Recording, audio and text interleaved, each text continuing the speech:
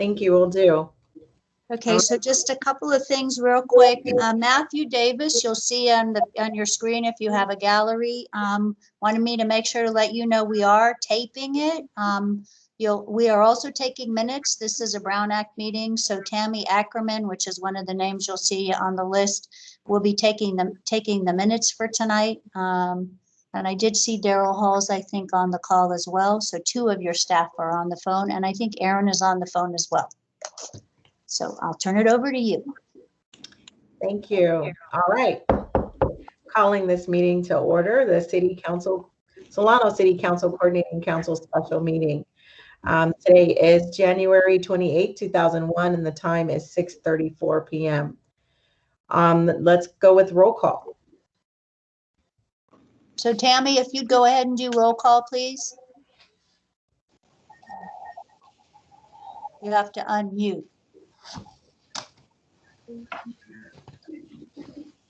Okay, how about I'll do roll call for you? We'll keep us going. Right now, Chair Vasquez, I haven't seen yet. Mayor Wilson, Vice Chair. Here. Mayor Young. I'm substituting for him, Tom Campbell. Oh, thank you, Tom. Okay. Mayor Byrd. Mayor Price. Mayor Knott. Mayor Roulette.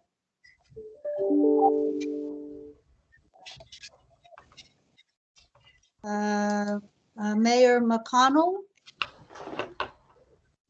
Boy, we're batting 1,000 here. Mayor Cott is here. Mayor Cott is here. Because Mayor Byrd. Mayor Byrd. I'm here. Okay. Mayor Roulette. Mayor McConnell. I'm here. Supervisor Hannigan. Here. Supervisor Brown. Yes. Supervisor Sparing. Yes, I'm here. Thank you. Supervisor Mashburn. Yes, ma'am, I'm here. We have 8, so we have enough to at least move forward. Talk to Supervisor Vasquez. He'll be jumping on in a second. All right.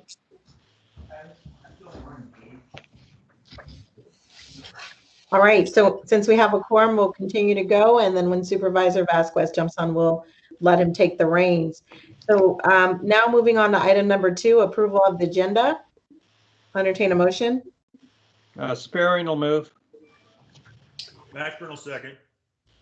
It's been moved by Supervisor Sparing and seconded by Supervisor Mashburn. Roll call. There we go again.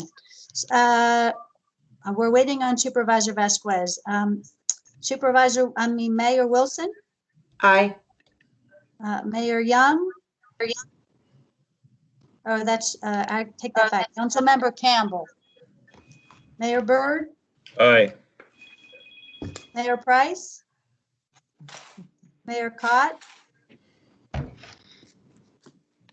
Mayor Roulette. Mayor McConnell. Yes. Supervisor Hannigan. Yes. Supervisor Brown. Yes. Supervisor Sparing. Yes. Supervisor Mashburn. Yes. I'm here, Brigetta, too. Okay, John. We just approved the agenda. Supervisor was running the meeting. the gavel is yours for item number 3. Go ahead. You took it. You want me to keep going? Yes, keep going, ma'am. All right. Moving on to item number 3, welcome the new chair and vice chair for 21-22. So as noted on the agenda per the bylaws, the chair and vice chair are appointed by the respective organization. So that is, it's the county's term to serve. So that is Supervisor Vasquez as chair And then as mayor, it's myself for vice chair for a 2-year term. So is there any, it doesn't look like this is something we have to vote on. We did it at the steering committee. Is there any questions or comments from members of the 4Cs? If not, we'll move on to item number 4, opportunity for public comment. This is an opportunity for any member of the public who is attending this meeting to speak on any item not on the agenda. Is there any member of the public wishing to speak at this time? I don't see any hands raised or anything, so I'm going to go on. Moving on to item 5, consent calendar. This is approval of the minutes for May 28th, 2020. I'm either looking for a question on this item or entertaining a motion. I'll move to approve. Supervisor Hannigan. Supervisor second. Brown seconds the Supervisor consent calendar. All right, so for item number 5, we have Supervisor Hannigan for a motion and Supervisor Brown for a second. Roll call. Supervisor Vasquez, Yes. Mayor Wilson, Aye. Mayor Young, excuse me, Yes. Councilmember Campbell, I apologize. Mayor Byrd, Mayor Price, Mayor Cott, Mayor Roulette, Mayor McConnell, abstain. I did it. Mayor Bird was aye. I was muted for some reason. I don't know why. Someone keeps muting me. Thank you. Supervisor Hannigan, Yes. Supervisor Brown, Yes. Supervisor Sparing, Yes. Supervisor Mashburn. Yes. Minutes are approved. Thank you. All right, moving on to item number 6. This is for our discussion calendar. We'll be receiving a presentation and an update on the status of the Solano Regional Housing Needs Allocation, Sub-Regional Allocation process for these 7 cities and Solano County. And this is an opportunity to get feedback regarding the proposed methodology and income factors. So I'll turn it over to our presenters, which we have Bill Emlin, the director, and Matt Walsh, principal planner of Solano County Department of Resource Management, and then Robert Guerrero from Solano Transportation Authority, and David Early from Senior Advisor at Placeworks. The floor is yours. Okay, I guess I'll start. I'm Matt Walsh. I'm a principal planner with Solano County, and I'm serving as the primary staff liaison between the 4Cs during the sub-regional work with RHNA. The item tonight is essentially a status report on the county's sub-regional process. In past meetings, members of the 4Cs have expressed an interest in providing feedback during the process. And so tonight serves as another opportunity to solicit comments from 4Cs members on the methodology that has been developed to date. The Solano subregion has contracted with Placeworks to help guide us through the allocation process. Placeworks has worked with both staff and your planning directors for over a year now to develop, a local methodology that each of the cities and the county can work with as far as allocating housing units amongst ourselves. We appreciate the planning directors for really trying to come to consensus on all this. And Placeworks has done a great job in working through that process with us. We recognize that there's a few new members to the 4Cs now. So I'm going to introduce David Early, and I know David's presentation includes a brief background, which will hopefully bring some of the 4Cs members who aren't as familiar with the RHNA and subregional process up to date. So with that, David, if you're there, I'd like to turn it over to you. David has a PowerPoint presentation to let you know what we've done so far and where we're going. Good evening. I'm David Early. I hope you can both see and hear me. Give me a thumbs up if that's possible. Yes, great. I am going to start talking. I do have a PowerPoint and I use Zoom much more than I use Teams, and I am unable to see directly how to share my PowerPoint. I can share other things, but I don't. If someone else, Andrea Howard in particular, or would be best, because I know she's my colleague who's here with me. Andrea, are you able to share your I screen? can pull it up, David. Also, if you do look in the top right corner of your Teams browser, I'm pulling that up now, but you might be able to beat me to it. Just to the left of that red icon that says leave, Yeah, there's I've a got square that, with an arrow and up, and that look, is the now share here screen. it is. Hang on, I might be doing it. Am I doing Yes. it? Do you guys see my That's it. screen? We That's do. it. That. Now I just have to get here. Brigitta, real quick, did you Look at that. Ron Can enter you the all see room? this now? Hello? I can no longer see you thanks to the wonders of Teams, We but can can see your you all? presentation, Yes, David. I did. Excellent. All right. Well, then I will proceed. I do want to say to you, I can see nothing now except my presentation. I can see none of your faces or anything else. So I think it's best if I just go through my presentation anyway and take questions at the end. But if there is a reason to interrupt me, you'll need to do it verbally, because that's all I can hear you, but I can't see you. But thank you for having us this evening. I am here with my colleague, Andrea Howard, who just told me how to share the slides. I appreciate that. Andrea and I have been working with Matt Walsh and Bill Emlin from the county, and Brigitta, also with Daryl Halls and Robert Guerrero from STA as our chief contacts. And we have been working with all of your planning directors to work on the sub-regional RHNA. I'm going to give you a little background tonight about the RHNA. I'm going to give you an overview of the RHNA as it says here. I'm going to talk about the sub-regional allocation that we are very close to being able to finalize. And I'm going to talk with you about a few outstanding items that do still need to be resolved, and talk about our next steps. To give you just an overview of the next steps, we are giving you an overview tonight. We don't expect you to take action, although we're certainly open to any comment you have this evening. And then we are working to plan a second meeting of your group within the next several weeks to ask you to take action on this item so that we can move it forward. And we'll talk about the overall schedule here at the end of my presentation. So to give you an overview to start with, and I know many of you are aware of this, we are now in the 6th cycle of housing element creation in the San Francisco Bay Area as required by the state of California. And the way this process works, and again, it's already been done 5 times and we're doing it for a 6th time now, is that every 8 years, the Association of Bay Area Governments receives from the state a total number of housing units in 4 income categories that need to be assigned to the individual jurisdictions. And in this case, that number comes from the state of California to the Association of Bay Area Governments.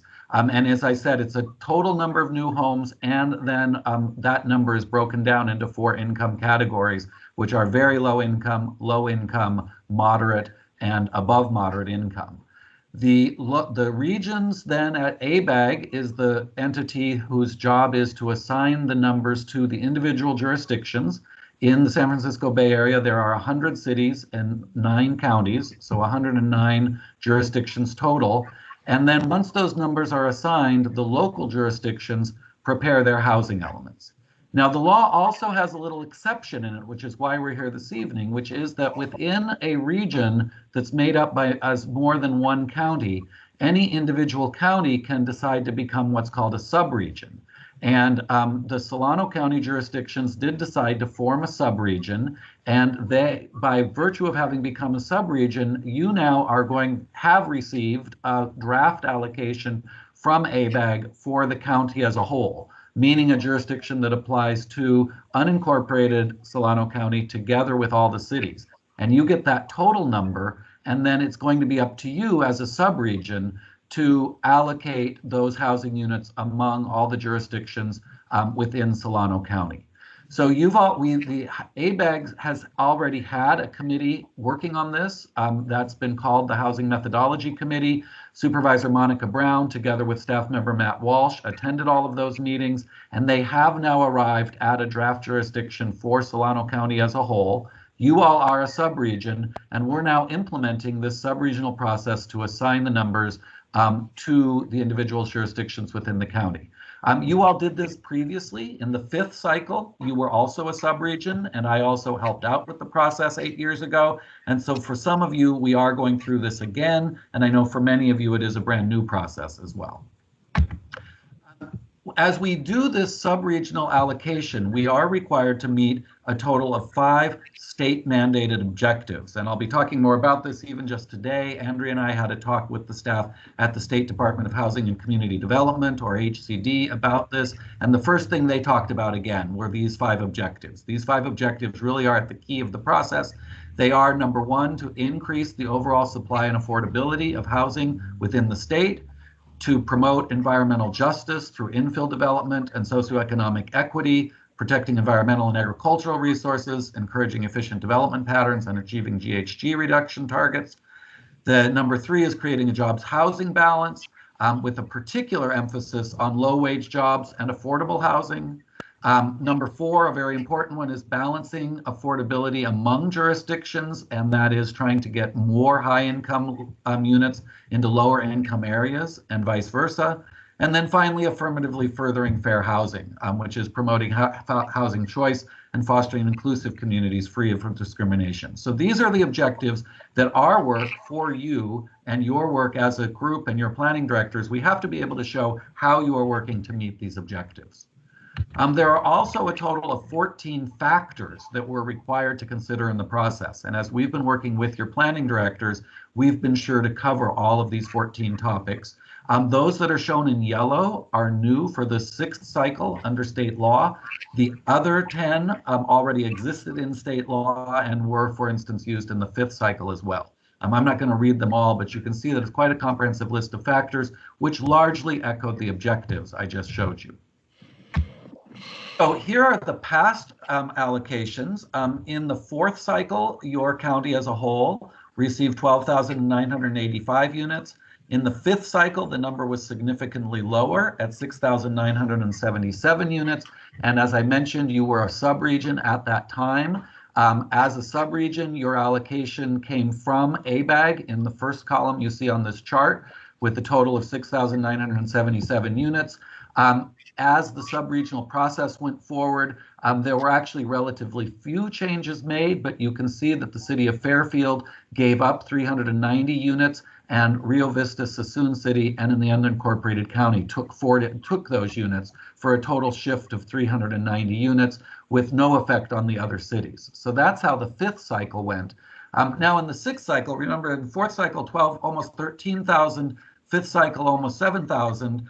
Now in the 6th cycle, you're back to about 11,000 units. So actually less than in the 4th cycle, and less honestly than we expected. We got information at the outset of this process that your allocation might be 2 or even 2.5 times as big as the 7,000 units that you got in the 5th cycle. So we who are in this business were all pleasantly surprised when the allocation came out at only 11,097 units.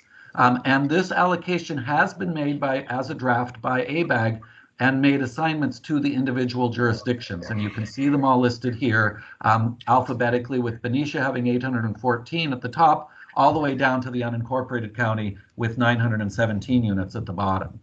Now I want to pause here and mention that that number for the county is much higher than numbers that we've seen in the past. And this appears to have occurred for 2 reasons. One is that the ABAG model looks at the 9-county Bay Area, and of course Solano County is at the very edge of that. And many of you are familiar, of course, with the fact that UC Davis is just over the county line in Yolo County.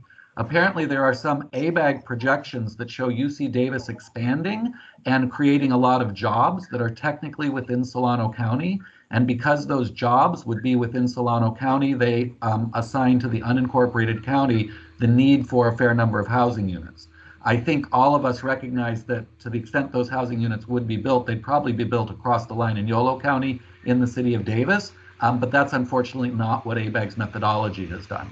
Also, ABAG has put together a methodology that assigns units from the spheres of influence of cities into the unincorporated county if the land is not yet incorporated. So ABAG actually expects that a large number of these units would be built in as the land is incorporated into the cities, and yet they assign the housing units on a preliminary basis to the county.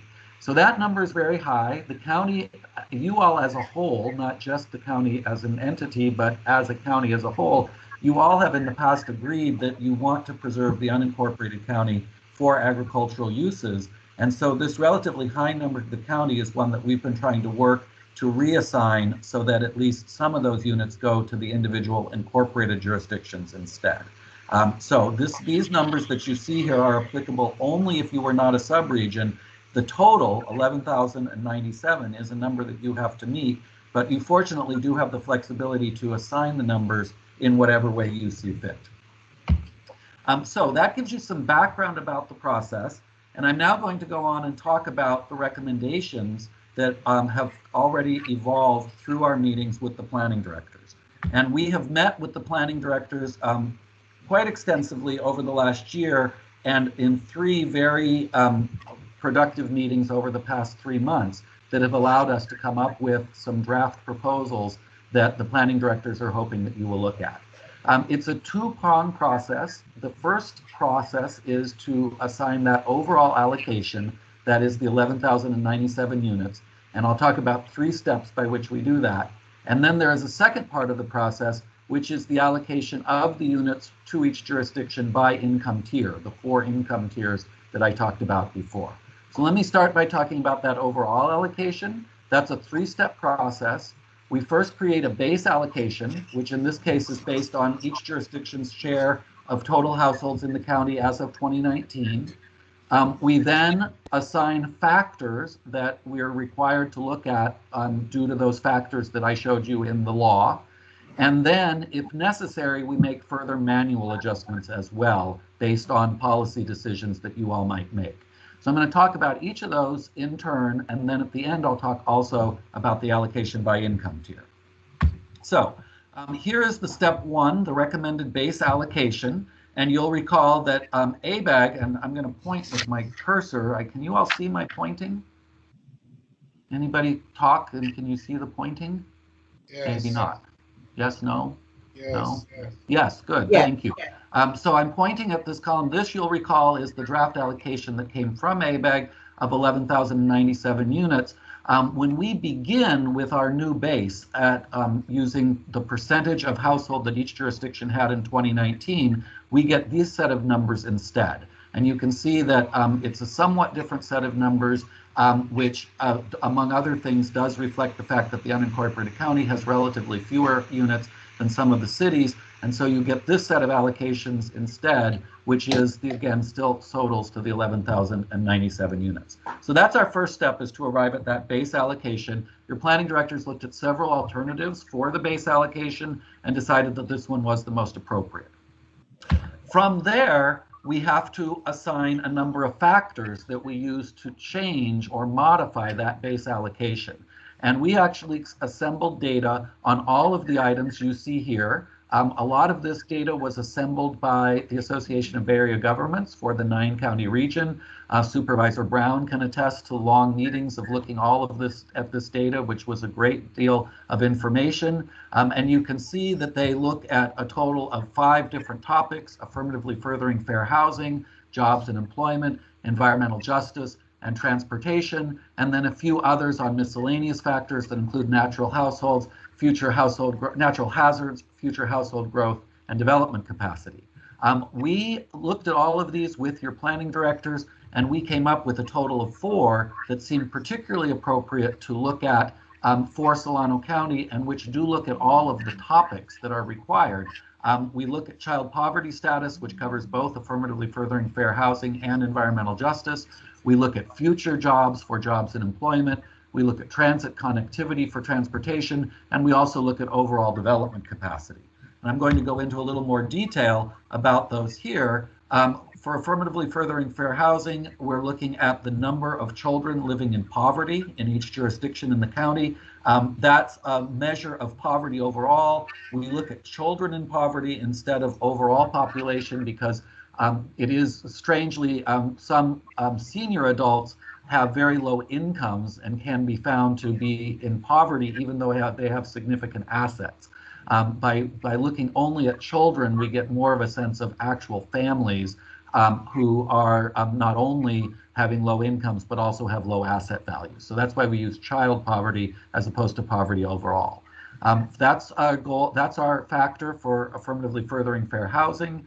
We look at jobs in terms of projected future jobs as derived by ABAG. We look at transit connectivity as a transportation mode, the transportation factor using a system that we developed working with your STA staff. And we look at overall development capacity as shown in each of your local general plans. So those are the 4 factors that we then assigned to our model to modify the base case. So we did 5 allocation scenarios in which we weighted each of those 4 factors with various weights. And you can see them here that number 1 and number 2 both looked with a preponderance at transit and jobs, with 35% weighting each for jobs and transit connectivity in number 1, 40% for future jobs and transit connectivity in number 2, and then smaller numbers for fair housing and development capacity. Number 3 had an emphasis on fair housing and development capacity. Number 4 had an emphasis on transit and development capacity. And number 5 had an emphasis on fair housing and transit. But all 5 of them, all 5 scenarios give some weight to each of those 4 required factors, which is really required by the law, that you give some weight to each of them. Your planning directors looked at all 5 of these scenarios, and it was their judgment that the one that was most reflective of what the county needs and can accommodate and would be most fair to all the jurisdictions was our allocation scenario number 4, which gives the most weight to transit and development capacity and gives a lesser weighting, but still some weighting, to fair housing and future jobs. So with the initial selection of scenario number 4, we did also get direction that it would be good to try and lessen the unincorporated counties' overall allocation even below the 317 that we came out for them when we did this allocation. So we looked at 3 additional options, all based on option 4. One was to reduce the 317 units to 200 and to move those units to Rio Vista and Dixon, which we identified as having possibly some additional capacity within their general plans. We looked at a second option B, which moved down the county, unincorporated county, down to 200 units, but assigned those 117 units to all jurisdictions proportionately. And we looked at an option C to keep option 4 as is, with 317 units going to the county. All of the planning directors agreed that it would be desirable to get the county allocation lower, but it turned out that there were no jurisdictions that felt like they really could take on any of those additional units in an easy way.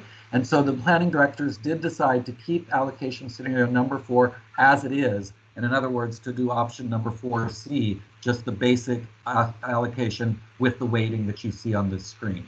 So this is the allocation as it comes out. The first 2 columns here are ones you've already seen. The allocation as it came from ABAG, the base allocation based on the 2019 housing units, and the revised allocation based on our factors using scenario number 4. And these are the totals that would come out for each of the individual jurisdictions. So this, of course, is one of the most important takeaways for tonight's meeting, is just that you all understand that right now the proposal is that these 11,097 units would be assigned to each of your jurisdictions in the way that is shown here along this chart.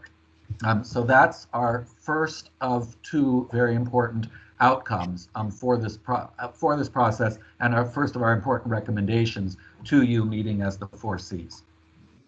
So that's the first part of this. I'm going to go on now and talk about the allocation by income tier. And what happens here is that we are asked to find a way to allocate units within each income type. and we receive specific goals from ABAG in terms of how the total 11,097 units need to be spread around. And then there is a presumption in the law that I already showed you that says that there is a goal or an objective that we need to try and get areas with high numbers of lower income units to have higher numbers of high income units. And those areas with higher numbers of high income units are intended to get higher numbers of low income units so that we balance things out within the region. We do this through what's called an income shift methodology, and I'm going to talk about this in a little detail, but where it's based on the idea of calculating a difference between a jurisdiction's existing percent income and the total ABAG allocation. And then once we get that difference, we multiply the difference by a percentage, which might be anywhere from 100 to 200%. And then we add the difference to an existing percentage. So I'm going to give you an example here. I'm going to show you Benicia and very low income units because Benicia is at the top of the alphabet. It's the first one we come to on our chart. And similarly, very low income units are the first kind of unit on our chart on the left. And so we're going to show you this with this example. So typically, the state suggests an income shift of what they call 150%. And so I'm going to show you the math as to what you do. So ABAG has told us that the region as a whole needs 25.9% of its units to be very low income. We know that the city of Benicia today has 16.3% very low income units. And I'm pointing to these numbers on my screen. If you can see my cursor, you'll see me pointing. In an income shift of 150%, what we do is we find the difference between 25.9% and 16.3%, which is 9.6%. We take 9.6% and multiply it by the income shift, which is 150%. We come out at 14.4%. And then we add 14.4% to Benicia's original number of 16.3, and we get an allocation of 30.7%. So it's called an income shift because it tends to shift. You'll notice that Benicia's overall number as 16.3 is lower than the goal of 25.9. And so we're shifting additional units up from the 25.9 goal to get to 30.7.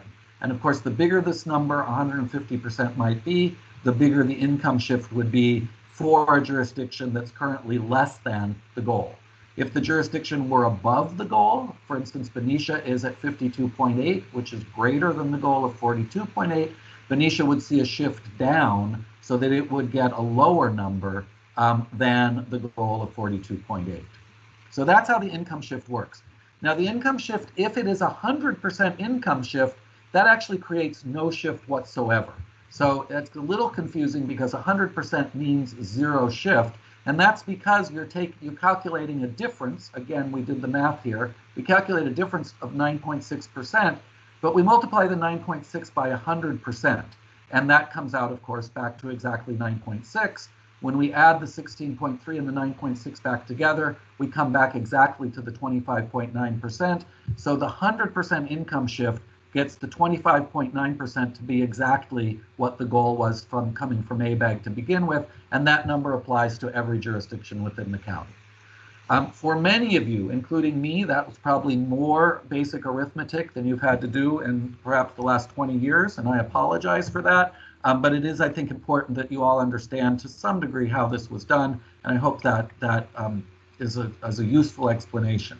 David, What I know happened? you can't see us, but I did want to ask you a question on this page. This is Supervisor Sure. Hannigan. Go ahead, please. In the first column, we're at the very last equation, the 16.3% plus 14.4% Yes. equals 30.7%.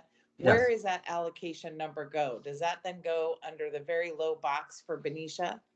Exactly. Yes, it does. Okay. So I can actually skip ahead a few slides, and we're going to come back to this, but here it is as a matter of fact. So you see that existing Benicia is 16.3, the goal from ABAG is 25.9, and Benicia gets that number 30.6 in that box right here. Okay, thanks. I'm going to now jump back. Okay. Are there any other questions right now? I do prefer to go on, but if there's anything right here, please feel free to ask. Okay, I'm going to go on then. And just to be absolutely clear, this same math is done for every jurisdiction and for every type of unit. So we do it about 36 separate times for every jurisdiction and every income tier. And we did it, or have done it, for 4 different income adjustment percents. So we have an income shift of 100%, 125%, 150%, and 200%. I think I mentioned already that the precedent at the state level is to use 150%. We looked at these numbers with all of your planning directors, and the planning directors really unanimously believed that an income shift of 100%, which is really to say no income shift at all, is preferable for the conditions in Solano County. And so what that does at 100% is that everybody gets the same allocation. You can see in these columns 25.9% across the board for every jurisdiction for very low, 14.9% for every jurisdiction in low, 16.5% for every jurisdiction in moderate, and 42.8% for every jurisdiction in the above moderate. If this income shift were anything other than 100%, these numbers would vary from jurisdiction to jurisdiction, but your planning directors, having looked at a whole series of options, do believe that the best solution for Solano County is to keep every allocation the same and follow the sub-regional allocation that came from ABAC. When we apply that to the individual jurisdictions, this is where you come out. So just taking, again, not to pick on Benicia, but because it's at the top of the sheet, Benicia, for example, has a total of 719 units. 25.9% of those are 186 units, 14.9% low, 107 units, and so forth all through the table. There are a few small rounding issues here, so you'll see a couple of 25.8s instead of 25.9 in order to get it to total up to the 11,097 units. But these are the allocations that your planning directors have recommended would come to each city. And so this is the second very important takeaway for tonight's meeting, is this slide that shows the number of housing units in each of the 4 income tiers that would be assigned to each of the jurisdictions. So that's the second important outcome. There are, however, a number of items, 3 items, that we need to look at as we talk to the state about this and as the whole process moves forward. And these are slightly out of order. I want to start with the second on this list, which is whether this recommended 100% adjustment factor would meet state requirements. And we did have a meeting just today with the staff at the Department of Housing and Community Development about this. And I think I can say to you honestly that they were pretty skeptical about only 100% adjustment. We talked with them for over an hour. In the end, we came to a conclusion where they said that it is possible that our report to them can justify using an adjustment factor of only 100% with no income shift. But as one of the reviewers stated, he said that it will be a very high bar that you will have to cross. I do think that we can make arguments as to why it does make sense for Solano County, but you should be aware that the state today restated something that they've said to us before, which is that they would prefer, that they feel that it is really the standard to do a minimum adjustment of at least 150%. And so I wanted to show you in this slideshow 2 slides that you haven't, that were not in your packet, that we presented. We sent the packet to you earlier today, but Andrea and I made these slides this afternoon after our meeting with HCD so that you would be able to see what an income shift of 150% would look like if we're forced to move that forward because of the state mandate on this. So in this table, you can see the sub-regional allocation, which would be what the planning directors have recommended that every city get, 25.9, 14.9, 16.5, and 42.8.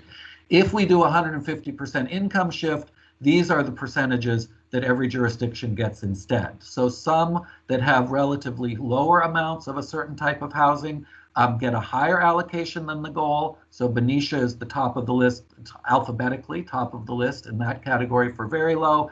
And just taking another example, those that are below, for instance, Sassoon's existing allocation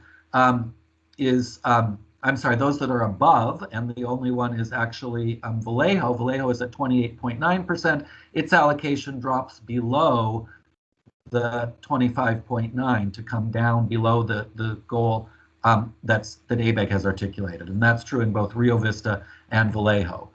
So that's how the system works. Those that are low go a bit higher, those that are high go a bit lower, and you can see that across the board.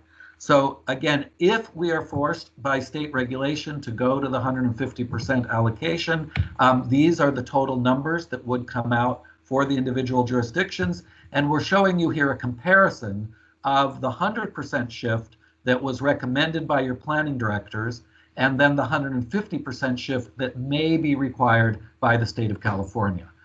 Again, we are going to, if you ask us to, and I think I would recommend that you go ahead and ask us to, if you ask us to, we will do what your planning directors have recommended and write a regional housing needs plan that tries to justify the 100% shift.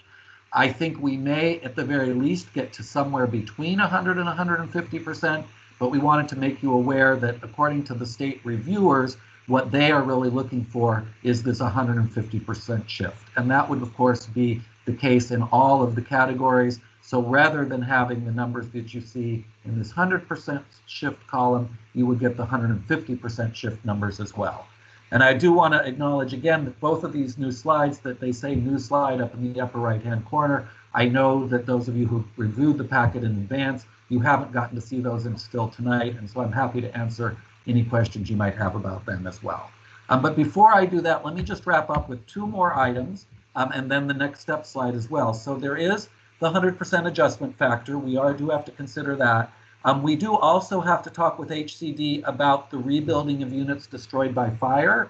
The county, unincorporated county, did lose about 500 units in the recent fire season. It's our understanding that the state will allow the county to count those units, assuming they are rebuilt as part of its allocation. And so that will actually be a benefit to the county in terms of counting these numbers, because presumably many of those units will be rebuilt, but we do need to confirm that with the state over the next weeks. And then finally, we may want to look at, you may want us to look at additional manual adjustments as well. There are a few of your jurisdictions which have said that they would actually welcome either more or less in certain income tiers. And so there may be some additional trading that might happen in that regard. And it may also be desirable to try and lower the county's overall number from the 317 in the current allocation model down to a number closer to, say, 200, which was a goal that the planning directors originally looked at. Those are items that you may want to focus on tonight in your comments as well, and we will be working on it over the next few weeks before we come back to you with a final presentation and request for your action. So my last slide here is just to talk about next steps. We will be working over the next 2 or 3 weeks to try and address those outstanding items.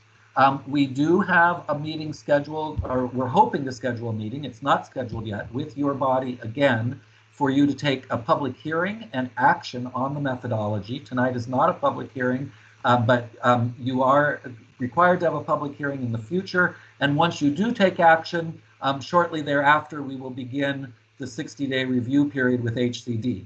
HCD did also offer today that if you like, they will do an initial informal review of our plan before starting the formal 60-day review. The advantage of that is if they're going to have a big problem, for instance, with the 100% shift, they would tell us that very quickly. The small problem with it is that it does delay the overall process by several weeks, but we might want to look at that.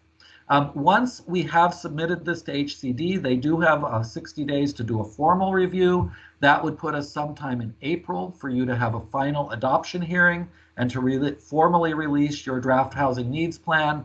At that point, there's another 45-day appeal period for the local jurisdictions. It's our hope that as a subregion, you all are working cooperatively and that hopefully none of your jurisdictions will feel a need to file an appeal. That's why we're doing this process as a subregion, but the law does allow for an appeal period, so you have to allow that.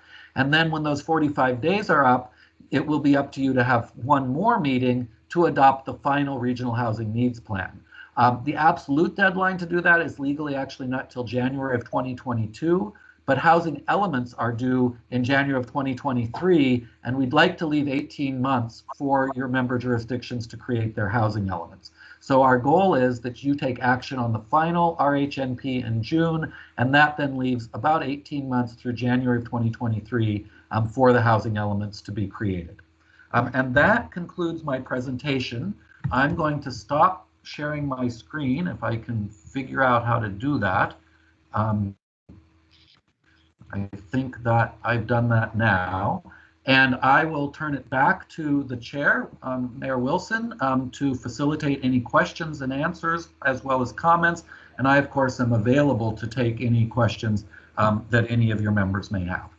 Thank you. I know it was a long presentation, but I hope it gives you the background you need to be able to act on this very important issue when we come back to you in a few weeks. All right, I see Supervisor John Vasquez hand up. Thank you, Laurie. David, so you talked about the environmental justice factor. I don't know that many of the cities or the county have that in an element in their general plan yet, other than STA. How was that factor applied then? Well, the way that we've applied it in the actual numbers is through this looking at childhood poverty.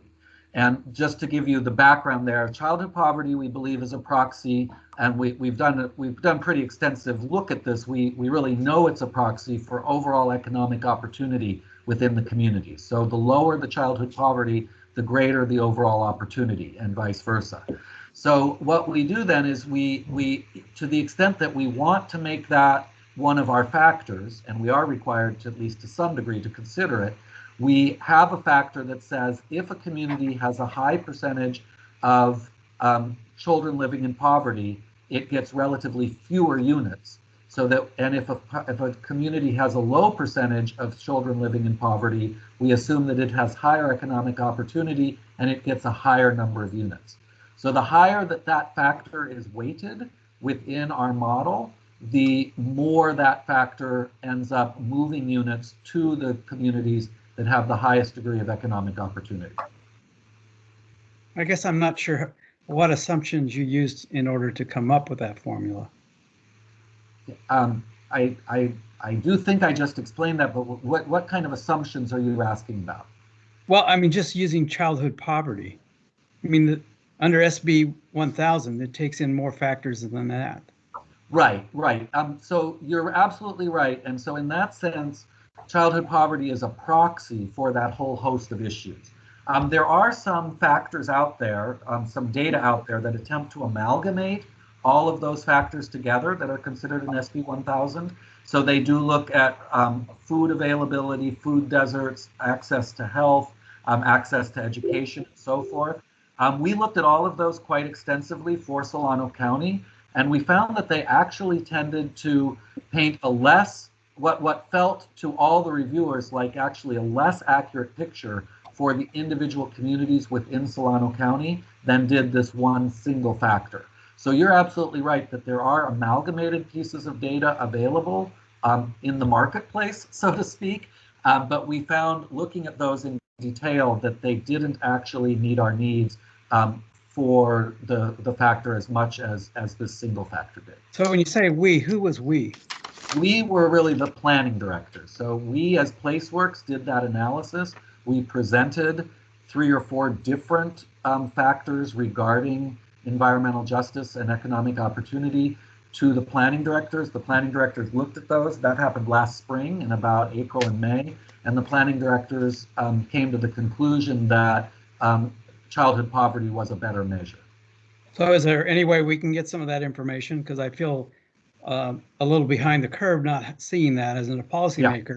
I certainly want to know how you took all that into effect. Yeah, we certainly can do that. We did present this information to you as the 4Cs last spring also, and it was available at that time, but I know it's been a long time and it's also a lot of detail.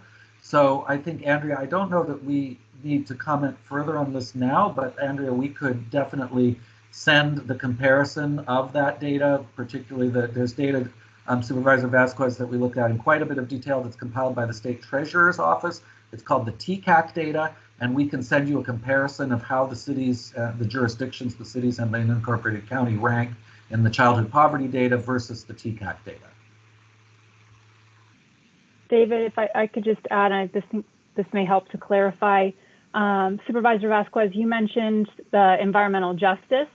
The legislation specifically calls for actually affirmatively furthering fair housing. There's certainly a nexus to that and environmental justice, but it's not quite the same. So there is a little bit of a distinction there. It's really about making sure that you are providing decent quality housing for populations that have potentially been left out of that process in past years. So hopefully that helps clarify some of that concern. Well, law is simply the baseline, and it's the minimum which you have to address. But I think if we're going to go through this whole process, we ought to look at it a little broader. And again, because none of this, I don't think any of the cities have done that put that in their general plan document, and I know the county hasn't, but I know STA has. Right. Because it encompasses a lot more, as you look into it. And I spent 3 years at BCDC working on this, so I know a little bit about it. Yeah, and just Supervisor, so we're actually the authors of the state sort of standard primer for jurisdictions on how to prepare an environmental justice element under SB 1000. We wrote that in conjunction with the California Alliance for Equity, CEHA. And so we're big proponents of SB 1000 and environmental justice elements as well. We're preparing quite a number of them. And as you're probably aware, the state law is that you have to prepare an environmental justice element now whenever you update any 2 elements of your general plan. And that in all jurisdictions will now be happening as the housing elements are created. I believe that the city of Vallejo has actually already completed theirs. But the other jurisdictions, you're right, will be undertaking that over the next several years as part of their housing element update process. Thank you. And I apologize. I was monitoring the chat, so I may have missed this. David, did you already clarify that the TCAC data does look at a much broader set of metrics? Yes. Yeah. But that it was found to not be appropriate here. Yeah. Okay. All right. Supervisor Vasquez, are you done? I see your hand still raised. I just want to make sure you had no. Sorry, but I did mute myself. I'll go back. Thank you. Mayor Cott?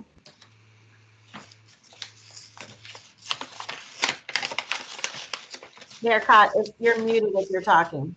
I see your hand raised. Me now? Can you hear me now? Okay, great. Yeah, I have 2 questions. The first one is in one of your slides, you said one of the things we're going to have to do pretty soon was possibly talk among the various jurisdictions and perhaps do some horse trading on shifts between the different tiers. But can you do that before you really confirm which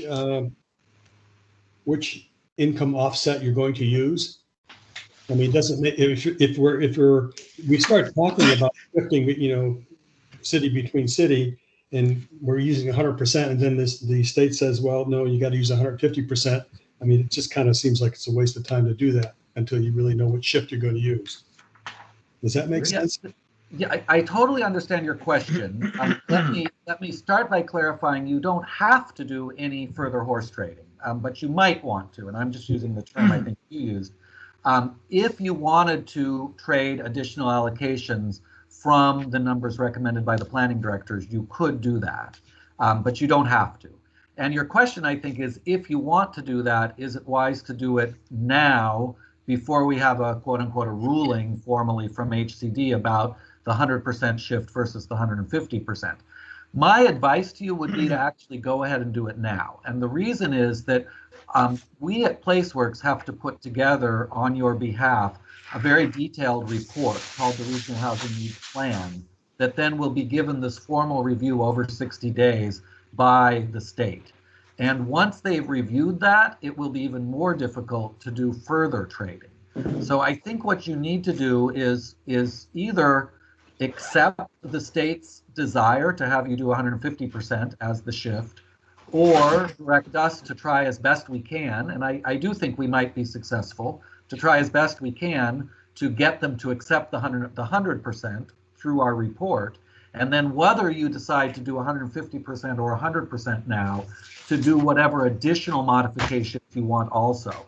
And then we will do our best to put together a report that justifies all of that. We cannot promise you that we will get the state to accept either the 100%, nor that we can get them to accept any manual trading, because the manual trading by definition doesn't follow a set of formulas, which is what the state likes to see. It follows just policy decisions that you all have made. But what we can do, and we've had success with this with other renewal housing plans that we've done in this cycle, and with your own and others in the 5th cycle, if we can justify it through our report and show how it meets the 5 required objectives and how we've accommodated all the factors, then HTD is by law required to accept it, even if it doesn't do it the way they expected it to be done. So again, it will be up to you to decide formally what you want us to do, but my recommendation at this point would be to go ahead and make all the decisions you want to make now. We will do the very best we can to justify those to the state, and I'm hopeful that we will be at least 50 or 60% successful. Maybe we'll even be 100% successful, but I think we'll do better that way than if you try and do something now, present a report, and then change the numbers later. That will be both more time consuming, and I think once you've sent one set of numbers to them, it's going to be hard for them to accept a different set of modified numbers. Then my second question then is, if I understand the math correctly, if we do any trading, it has to be a 1-for-1. Like if I'm giving a moderate income to a low income, it's 1-for-1. Is that correct? Because I still have the same number. It is a 1-for-1 trade insofar as the total number still has to add up to 11,097 units, and the totals have to be split for the county as a whole at those 4 percentages, starting with 25.9% very low income units to the county as a whole. Now that said, it might not be, there are scenarios where it's not a 1-to-1 trade so much as a 3-way trade, a 1-to-1-to-1. So perhaps one jurisdiction takes 1 unit in exchange for another jurisdiction taking a higher number of low income units, and a different jurisdiction takes 1 or more or less above moderate income units. So you could do, just like in baseball, sometimes they make a 3-way trade instead of a 2-way trade. You could do that, but you're right that in the end, the numbers have to stay, the totals have to stay the same. All right. Are you going to make your presentation available? We didn't get it in advance. Yes, the entire presentation has actually already been sent to you today, I believe, by staff, lacking those 2 slides with the 150% shift. We will resend it with the 150% slides after tonight's meeting. Great. Thanks, David. All righty. Moving on to Supervisor Spring. Thank you, Madam Chair. Ron was touching on one of the questions, but when we, first question is, wouldn't we know if a jurisdiction is going to appeal this process at this time? I mean, if everybody's in agreement, I mean, for a jurisdiction to appeal it later in this process, I just don't understand how or what would be the basis for that. Yeah. So is that a valid? Well, I absolutely agree with you about that, and I tried to say that in my presentation. I am very hopeful that none of you will appeal since you have done this project collectively. We are not, however, legally able to say there is no appeal period. The appeal period is in the law. And you are, as a 4Cs, you are not allowed to make the final determination until the appeal period has ended. So none of you can sign away your right to an appeal. The 4Cs cannot make a final adoption until the 45-day appeal period has ended. But I do hope that it would be the case, since this is such a collaborative process with a relatively small number of jurisdictions, I do hope that we would not see an appeal during those 45 days. Yeah, I mean, that would just put this whole process in a tailspin, and the fact that we've been advocating for this sub-region, it would be an absolute disaster and an embarrassment. And so I'm just hoping that all the mayors and the supervisors understand that, you know, if you have those concerns, you've got to bring them up now and you know, really encourage the jurisdictions that for us, there is no appeal after we all come to this consensus. That's one. Two is that, you know, I really want to caution that, you know, the low income or very low income we need to put them where services and transportation is available.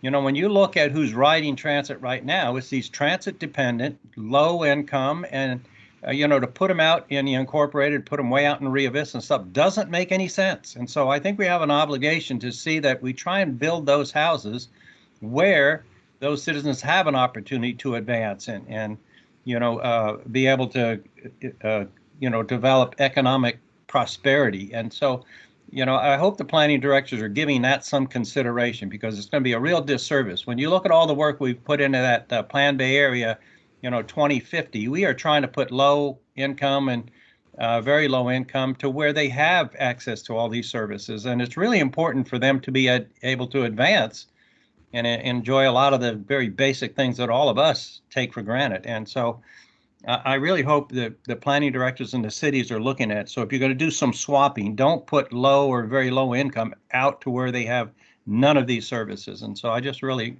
hope that we look at that. So if someone could comment on that, I'd like to hear it. Yeah, I'm happy to comment on it and say that is exactly how the planning directors have been working.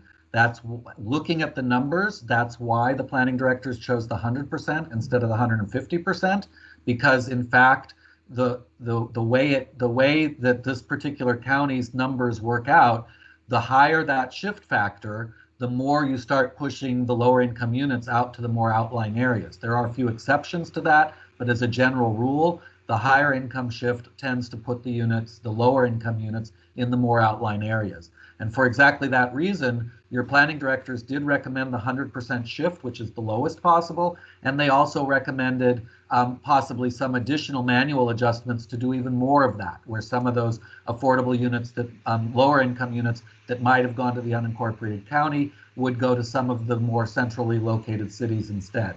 So we're still trying to work that out. And that is exactly the report that we will be giving to HCD, and we will be working very hard to get them to see it this way as well.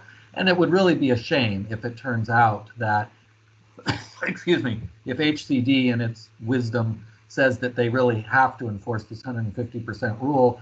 It strikes me now as we're talking about this, as we move through this process, if we get to a place where we're continuing to hear concerns from HCD staff, it may even make sense for some of you to talk to your state legislatures and try and go back through HCD that way to see if we can get them to see this. Because Supervisor Sparing, you're absolutely right. The more in order to meet those smart growth and environmental justice goals for Solano County, the 100% shift makes more sense than the 150% shift. Yeah, it appeared that's what you were doing, but I just wanted to raise that point so all my colleagues understood it. And that's exactly what we're doing. And the other point I just wanted to make is, you know, a lot of you are familiar with the Blue Ribbon Committee that's really looking at how we're going to change transit. And transit is going to change in Solano County, and we're going to have an opportunity to match up this transit to the people that need it. And so, you know, I think that coordinating those two are going to be very important, and it's an opportunity we shouldn't squander. I think if there's one good thing about this COVID-19 is we're really looking at how we provide these services to people that really need it. And so, you know, I applaud the work that the planning directors have made. I really appreciate what you've done here. I think you're headed in the right direction. So thank you.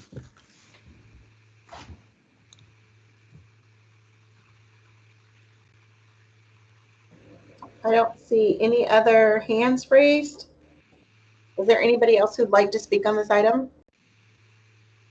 And just double checking, are there any members of the public who are present who would like to speak on this item? Hearing none, I'll move it to staff. This was an informational and discussion direction item. Do you feel like you have direction from members of the 4Cs, or is there any specific questions you want to ask us that you feel like there might not have been given direction on? Well, I think we received plenty of needed direction from the 4Cs members. I'm satisfied unless there's any other members that would like to speak and put comments into the hat. It doesn't sound like there are, but I just want to make sure that's the case. Yeah. I mean, if I could just add here as the person who will sort of present this again and do a little more of this work together with Matt and Robert and Andrea and the others, I think we're hearing tonight that we are headed in the right direction. I think we're hearing that we want to get a little more information about from Supervisor Vasquez about the equity factor and affirmatively furthering fair housing and how the use of that particular factor was decided. And then you do want us, I think, to continue to try and pursue this 100% instead of the 150%, and to continue our quest to make sure that the allocations put the units into the urbanized areas, and particularly the very low and low income units into the most urbanized portions and transit-rich portions and job-rich portions of the county. So we will continue with that. What that means, boiling it down to raw fact or number, is that the presentation we bring back to you at your formal hearing on this will likely be very similar to the numbers I showed you tonight, and we'll be asking you to do any further fine-tuning. If there is other fine-tuning that you all want to present to us or suggest to us at a staff level, please do it. Go ahead and contact Matt or Bill or Brigitte or Robert and Daryl.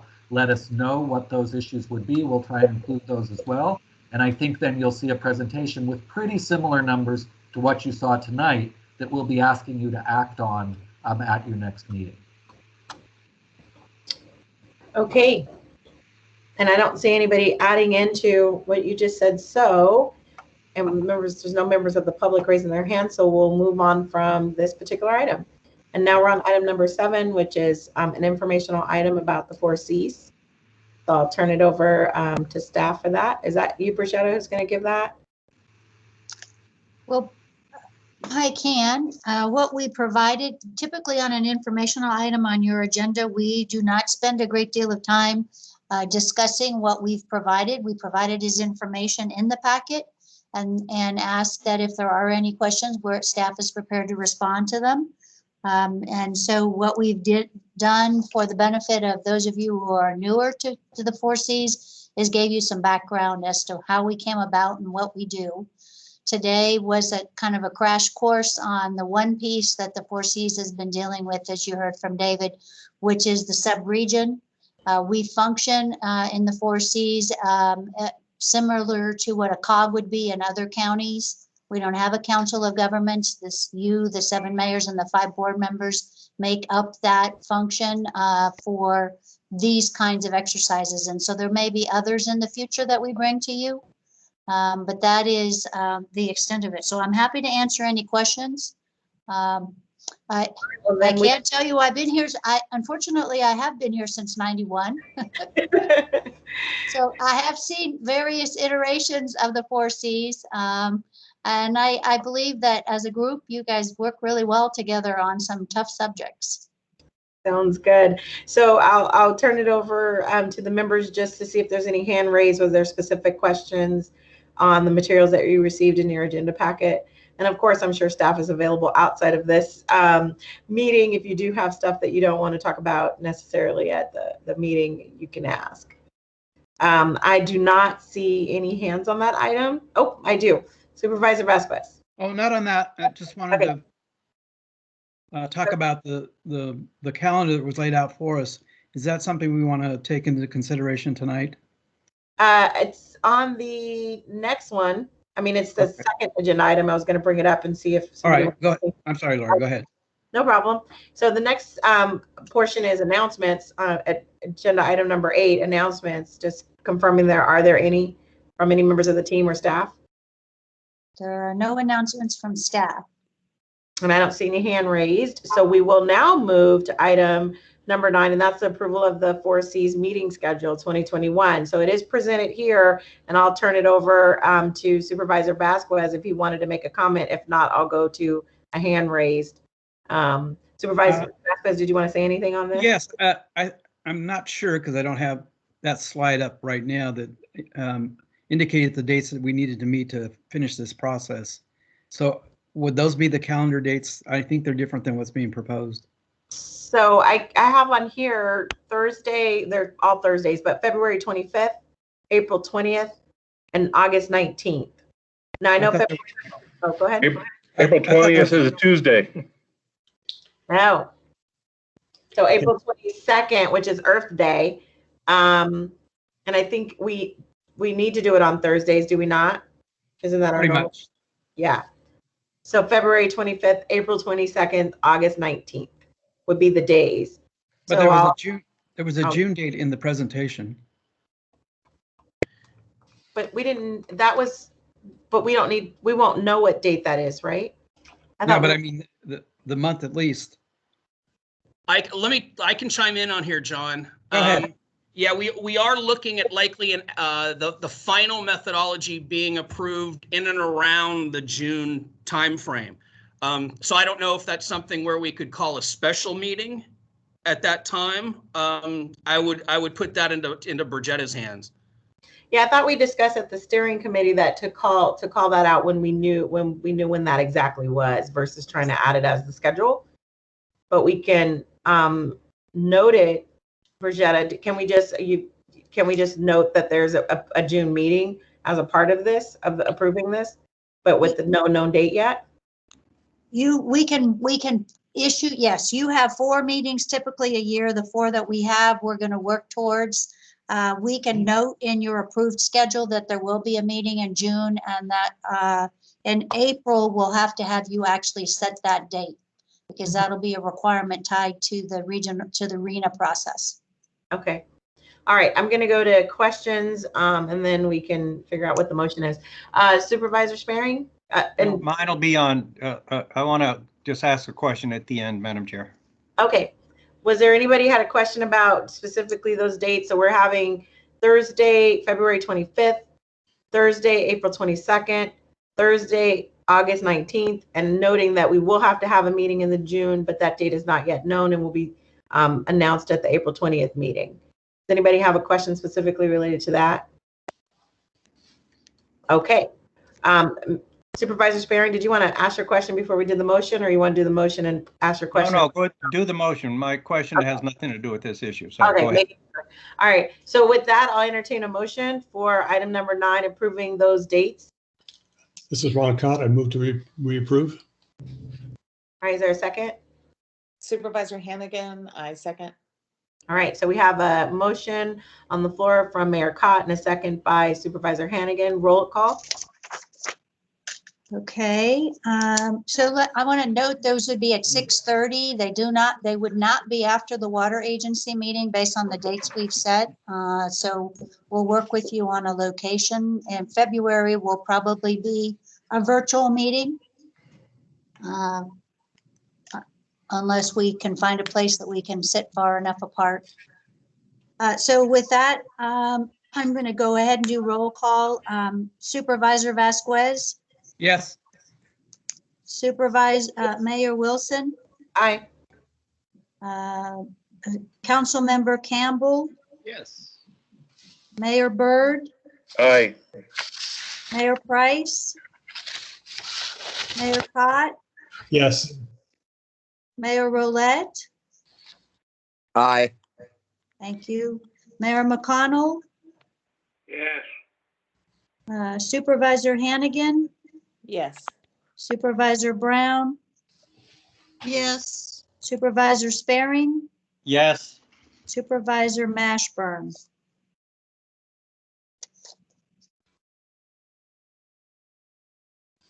Okay. Well, it passes, and you have a set calendar, and staff will work on getting those invitations on your calendars. Great. All right, moving on to item 10, 4C's closing comments. We have one, Supervisor Sparing. Comment or question? Yeah, Madam Chair, is Gillian with ABAG on this meeting? I don't see in the participants unless they're on the phone. I saw her earlier on here. Okay, well, if she is, I just wanted to thank her. This is something that she's been working. She's been relentless, and she has really helped facilitate this. But working in the whole region, it's just a tremendous effort. And, I just wanted to thank her, for all her hard work. And the fact that she's sitting in our meeting tonight is just one more example. And so, Gillian, thank you for all the hard work. And I know Supervisor Brown knows what I'm talking about here. Supervisor Brown and I both have worked with Gillian. So, Gillian, thank you. And thank you, Madam Chair, for letting me give her a shout out. No problem. I'm sure we'll get that passed on to her. Thank you. All right, before we go, anybody else need to say anything for closing comments? Well, that is a great way to close with gratitude. All right, there being no further business of the 4 Cs, this meeting is adjourned. Time is 7:48. Thank you. Thank you. Thank you all.